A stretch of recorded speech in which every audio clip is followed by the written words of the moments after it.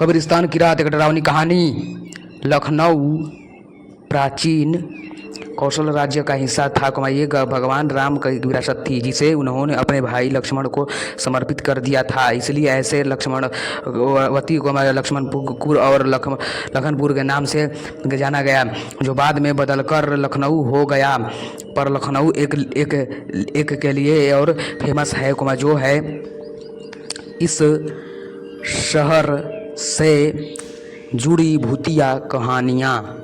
जब लखनऊ विश्वविद्यालय के लाल बहादुर शास्त्री के हॉस्टल में पढ़ने वाले 3 दोस्त ब्रैकेट में सोनू, विशाल, रोहित के बीच शर्त लगी कि किसमें इतनी हिम्मत है जो एक कब्रिस्तान के अंदर एक रात बिता सके, क्योंकि यहाँ वो कब्रिस्तान है जो जिसमें 1897 में मारे गए अंग्रेज़ों के दफनाया गया था। और उन दोस्तों में से विशाल ने हिम्मत दिखाई और शर्त मान ली। अगले दिन तीनों दोस्त विश्वविद्यालय से निकले और नदवा कॉलेज और पक्का पुल के रास्ते से होते हुए कब्रिस्तान के पास पहुँचे। रात के करीब 1 बज चुके थे। सन्नाटा छाया हुआ था और सड़क पर भी 1-2 गाड़ी वाले नजर आ रहे थे। तीनों दोस्त कब्रिस्तान में पहुंचे, कब्रिस्तान के चारों ओर दीवार टूटी हुई थी, कोई भी आसानी से अंदर जा सकता था। अब रात के करीब 1 बज चुके थे। सोनू, ठीक है विशाल, कल मिलते हैं, अगर तुम जिंदा रहे तो। विशाल, अरे जिंदा क्यों नहीं रहूँगा, मुझे भूत से डर नहीं लगता है, और जब डर ही नहीं लगता फिर डर किस बात का।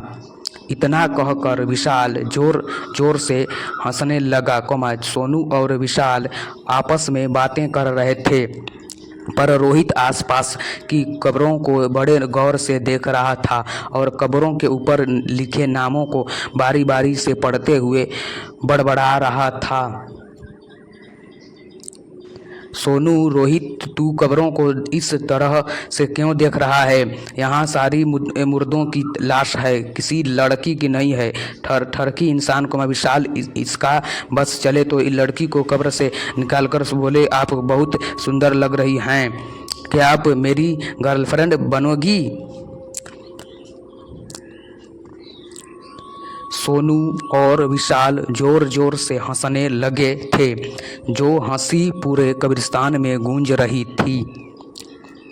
रोहित, अरे नहीं सोनू, मैं तो इन कब्रों पे लिखे नाम को पढ़ रहा था, क्योंकि पिछले हफ्ते जब मैं अंजलि के साथ यहाँ घूमने आया था, तो इस थॉमस हैंक की कब्र इस कब्रिस्तान के इस सबसे आखिरी में थी, और मुझे इसलिए याद है क्योंकि मैंने इसी कब्र के पास फूलों का तोड़कर अंजलि को दिया था। रोहित की बात सुन सोनू और विशाल भी एक पल के लिए सोच में पड़ गए। सबके में सिर्फ यही सवाल था कि आखिर कब्र एक जगह से दूसरी जगह कैसे जा सकती है, और इस बात की पुष्टि इस बात से भी हो रही थी कि रोहित के तोड़े हुए फूलों की पत्ती अभी भी मुरझाई हुई कब्र के पास ही थी। विशाल, अच्छा ठीक है, अब मुझे और उल्लू मत बनाओ, मुझे डराने की तुम्हारी कोशिश किसी काम की नहीं है, समझ गए?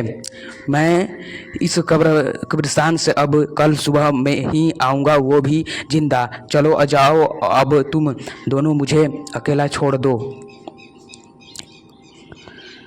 विशाल की बात सुन सोनू और रोहित कुछ नहीं बोले और आपस में बात करते हुए कब्रिस्तान से बाहर आ गए, और विशाल अपने दोस्तों को कब्र से जाते शांत देख रहा था।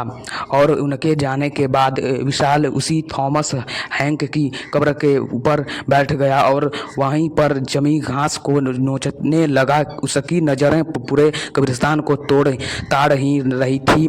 तभी ज़मीन से एक हाथ निकला और विशाल के हाथ पकड़कर उसे कब्र से नीचे गिरा दिया। उसने जब आसपास देखा तो कोई नहीं था, और जब उसकी नज़र अपने हाथ पर गई तो हाथ पर किसी के नाखूनों से नुचा हुआ था, जिससे खून निकल रहा था। उसने यार खुद को संभालकर एक बार फिर कब्रिस्तान को देखा। उसे धुआं ही धुआं उठता हुआ दिखा जो उसी को घेरने उसी की तरफ बढ़ रहा था। इससे पहले वो कुछ समझ पाता, धुएं ने उसे घेर लिया, जिसकी वजह से उसका दम घुटने लगा और फिर अगले ही पल उसे गोली और तलवारों की आवाज़ें आने लगीं और ठीक उसकी आंखों के सामने स्वतंत्रता सेनानियों ने अंग्रेजी हुकूमत के सिपाहियों को उन्हीं की बंदूक से उन्हीं का सीना छल्ली कर रहे थे, तलवारों से उनका जिस्म और उनकी गर्दन दोनों को काट रहे थे। और ये सब विशाल के सामने हो रहा था। इतना सारा खून मौत की चीखें सुनते हुए विशाल की सांसों की गर्माहट बढ़ गई थी, पर उससे पहले वो कुछ समझ पाता था या इस सदमे से निकल पाता, अचानक ही किसी ने विशाल को पीछे से धक्का दिया और उसे ज़मीन पर गिरा दिया। उसने जब पीछे मुड़कर देखा तो कोई नहीं बल्कि सोनू और रोहित ही थे और सारा धुआं एक पल में गायब हो गया। सोनू, अबे देख कितना फट्टू है ये।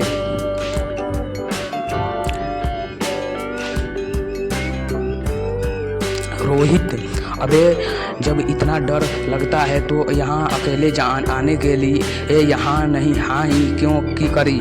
जरा अपने चेहरे का रंग देख, डर के मारे कितना उतरा हुआ है। सोनू और रोहित जोर से हंसने लगे क्योंकि अचानक से धक्का लगने की वजह से वो डर गया था।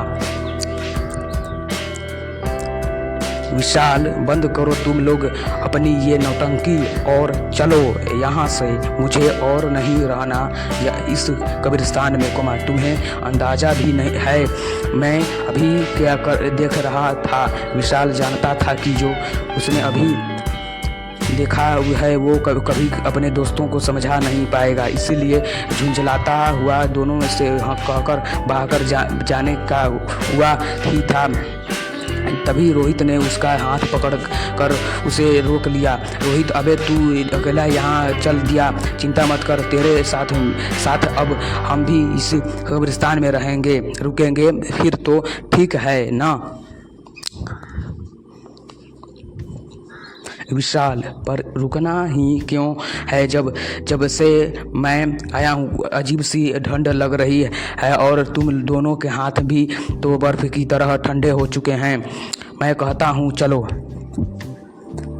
विशाल रोहित से हाथ छुड़ा कर कब्रिस्तान की बाहर की ओर चल ही रहा था कि अचानक ही सोनू ने उसके गले में रस्सी डाल वापस से उसे कब्रिस्तान में घसीटने लगा। विशाल, सोनू, ये तुम क्या कर रहे हो? मैं विशाल तुम्हारा दोस्त, तुम मेरे साथ ये क्या कर रहे हो? विशाल चीख के सोनू से कहे जा रहा पर सोनू ने उसकी एक नहीं सुनी और घसीटता हुआ एक पेड़ के पास ले आया, फिर रस्सी को पेड़ की डाल पर फेंक दूसरी तरफ से खींचता हुआ विशाल को फांसी चढ़ाने लगा। विशाल, सोनू, ये तू क्या कर रहा है? रोहित, तू सोनू को रोकता क्यों नहीं? तुम दोनों मेरे साथ क्या कर रहे हो? विशाल के इतने चीखने पर भी उन्होंने उसकी एक न सुनी और देखते ही देखते विशाल फांसी की वजह से छटपटाने लगा। इतने में ही उन दोस्तों में से एक बोलता है, अब जब तू मर ही रहा है तो सुनता जा, हम वो हैं ही नहीं जो तू समझ रहा है। मैं हूँ सेनापति थॉमस हैंक और ये मेरा सिपाही था। तुम भारतीय हमेशा से ही अंग्रेजी हुकूमत के गुलाम थे और गुलाम रहोगे। इतना कहकर उन दोनों का शरीर धीरे धीरे अंग्रेजी हुकूमत के सिपाहियों की पोशाक से ढक गया, जिनकी आँखों के सामने विशाल फांसी पर लटका तड़प रहा था। विशाल के इतना तड़पने पर भी उन सिपाहियों को चैन नहीं आया। उन्होंने अपने हाथ में पकड़ी बंदूक और तलवार से विशाल के शरीर पर छल्ली करना शुरू कर दिया, जिससे विशाल की मौके पर ही मौत हो गई। अगली सुबह जब उसके दोस्त उसे लेने कब्रिस्तान आए तब कब्रिस्तान के बाहर पुलिस और मीडिया की भीड़ लगी हुई थी, जिन्हें देख दोनों की सांसें तेज हो गई थी। रोहित ने जब भीड़ के बीच जाकर देखा तो उसे कब्रिस्तान के कोने में पेड़ पर झूलती विशाल की लाश दिखी, जिसे देख दोनों चीखने लगे थे। इंस्पेक्टर भी उनकी चीख से समझ गया था कि ये दोनों लाश को जानने वाले हैं, इसलिए दोनों को लाश की पहचान करने के लिए अंदर बुलाया गया। सोनू और रोहित ने जब विशाल की लाश को गौर से देखा तो उनकी भी रूह कांप गई।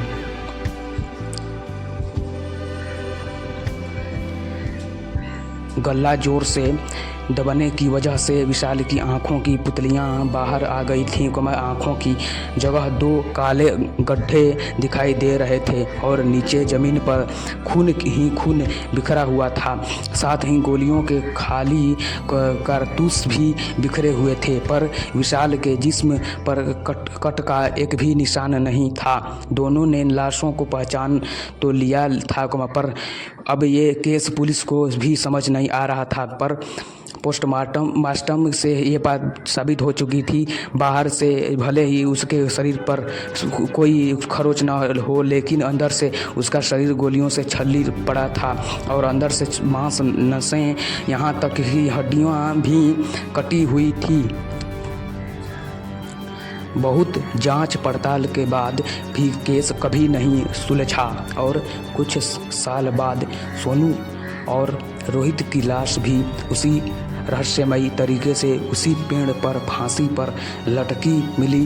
पोस्टमार्टम रिपोर्ट्स में भी वही लिखा था जो विशाल की रिपोर्ट्स में लिखा था। शरीर पर एक भी कट के निशान नहीं, पर अंदर से जिस्म गोलियों से छली हुआ पड़ा था और तलवार से मांस के साथ हड्डियां भी कटी हुई थी। और आज भी इस केस की फाइल लखनऊ के एक थाने में धूल खा रही है, लेकिन अब वक्त बदल चुका था। सरकार ने कब्रिस्तान को संरक्षित करते हुए चारों तरफ दीवार बनवा दी थी है और लाइट की सुविधा कर दी है।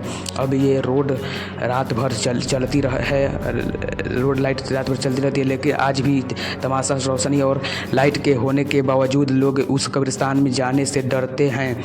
अगर मेरी ये कहानी आपको पसंद आई हो तो मेरी कहानी को कमेंट शेयर ज़रूर करें। मेरे चैनल पर पहली बार आए तो मेरे चैनल को एक लाइक कर दीजिए। लाइक करने के साथ साथ सब्सक्राइब के बटन पर क्लिक करके बेल आइकन के प्रेस पर ऑल पर क्लिक कर लीजिएगा। आप मुझे कमेंट बॉक्स में बताइए, आप लोग मुझे कमेंट्स बॉक्स में ज़रूर बताइए मेरी वीडियो आप लोगों की कैसी लग रही है।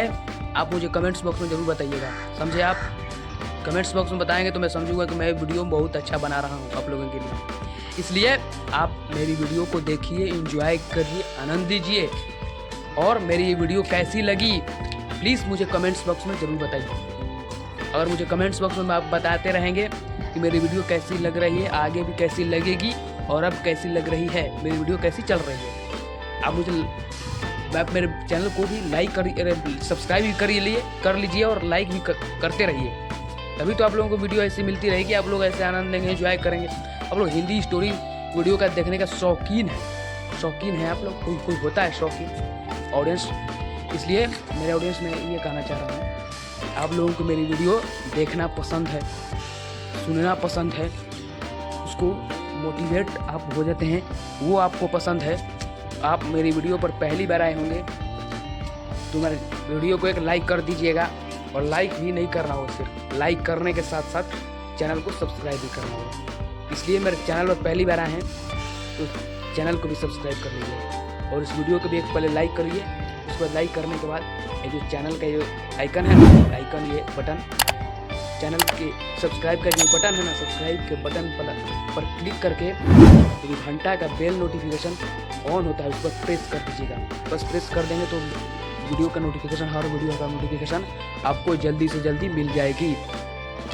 चैनल को सब्सक्राइब किए रहेंगे तो आप लोगों को जल्दी से जल्दी मिलेगी नोटिफिकेशन। इसलिए मेरे चैनल पर पहली बार आए हैं, इसलिए जो सब्सक्राइब का बटन है इस पर क्लिक करके बेल नोटिफिकेशन ऑल पर प्रेस करें। मिलेंगे अगले वीडियो में, तब तक के लिए इतना ही रहने देते हैं। मिलेंगे अगले वीडियो में।